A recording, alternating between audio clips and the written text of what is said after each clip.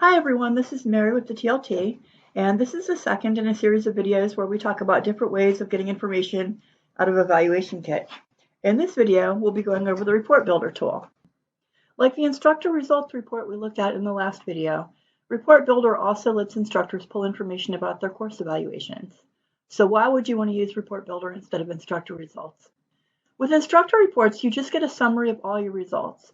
It's like you want information, here's all your information in a big old basket. With Report Builder, on the other hand, you have more control over the data that appears. Basically, you're writing simple select statements and choosing what fields show up in your output. It's not terribly sophisticated, but it's more than you can do with the basic instructor results. It lets you combine and compare data across different classes and semesters, and it also lets you start to ask and answer questions and see connections that might not be so obvious when you're just looking at all your data in a big unselected pile. So Report Builder lets you hide some of the noise and concentrate on the data that you're interested in. So to use Report Builder, you're going to need to have access to EvaluationKIT with an instructor role, and you'll also need to have had course evaluations completed for at least one semester. So the first thing we're going to do is log into EvaluationKIT, and up here in the middle, you want to make sure that your account reflects your appropriate area. And if you're in School of Nursing, you're going to want to select KUMC School of Nursing. If you're Health Sciences, you can go ahead and just stay in the University of Kansas Medical Center account. And then here under your role, if you have multiple roles in EvaluationKIT, you're going to want to make sure that your current role is either instructor or administrator. So to get started, we're going to click on the results menu and go to Report Builder. So on the Report Builder page, I can see down here other reports that I've already created or that other users have shared with me. I can copy, I can edit, I can delete those existing reports, and I also have the ability to share them by email or make them available to other EvaluationKIT users. And we'll go over all that in a minute or two. For now, let's just go ahead and create a report together by clicking on Create New Report. So we'll start out on the Report Properties page, and the first thing we need to do is give the report a name. And I normally try to be somewhat detailed in the name and description. If you name something Fall Statistics, odds are pretty good you're not going to remember exactly what data it contains 6 months down the road or 2 years from now. So we'll enter that information and we'll click on Continue. And the next step is to pick what projects you want to pull data from. In EvaluationKIT speak, a project is any survey set. For the School of Nursing, there are 2 survey sets a semester. One is the undergraduate course evaluations and one is the graduate evaluations. You can pull data from different types of projects, but the projects need to have questions in common, and you'll only be able to select and output data based on those in common questions.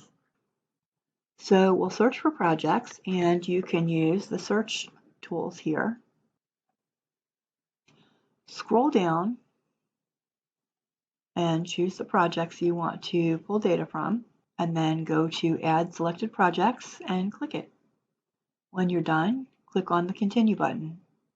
Next, choose the questions you want to look at. You can use Select All, or you can pick only the information you're interested in. So we're going to look at this first question. And this first question is what's called a matrix question. It's one survey section that contains multiple questions. And we have to pick the whole thing, but we can break it down in later steps. So let's go ahead and scroll back up and click on Continue. Next, we'll start to build our query. First, you'll pick out the areas you want to pull data from. And these are department areas. For School of Nursing, your choices right now are just graduate school or undergraduate. Click Continue. So next, we'll scroll down and start to add some limits to the data. We want to look at cases where the online layout was rated poor or very poor. So we'll click on this question here, and we will set the criterion that the response option selected by the respondent has to be less than or equal to 2. And we'll save this. It's possible to put in multiple questions as criteria. If you do that, the data you get will only reflect the responses of students who meet all of those criteria. Report Builder only lets you do and conditions. We've selected our semesters, our departments, and our questions. And at this point, we're going to scroll down, and there's going to be a difference here between people with instructor access to EvaluationKIT and people that have administrative access. If you're an instructor, you won't be able to select instructors. You only have access to your own data. If you're an administrator, for instance, you're a department head, then you'll be able to choose specific names here.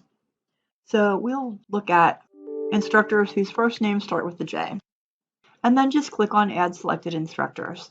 For both administrators and instructors, you can also narrow your results down to a particular course or set of courses. Select the particular ones that you're interested in. Okay, so we're ready to go back up and click on Continue. The last thing you have to do is pick a report template. Report Builder does not let you customize the layout of your output. You have to pick one of the built-in templates. You can click on each template option and see a description of what it includes and a preview of what it's going to look like. So 1 and 2 organize your information by node. And by node, they just mean department or administrative division. This is probably not the one most people are going to pick since their courses are within a single department. Options 3 and 4 summarize information by project, that is by semester, and then by question. Options 5 and 6 report by course and then by question. Options 7 and 8 report by instructor. This is going to be useful for admins, but not for instructors. So the options between 3 and 6 are probably the ones most folks are going to use. So click on Generate, and you'll get a pop-up message that you'll get an email when it's ready to view. And you will. But normally the report will be ready long before the email hits your inbox. So here's what the report looks like. You can click on Show and Hide and get rid of anything you don't want to look at. So we'll hide everything but the mean.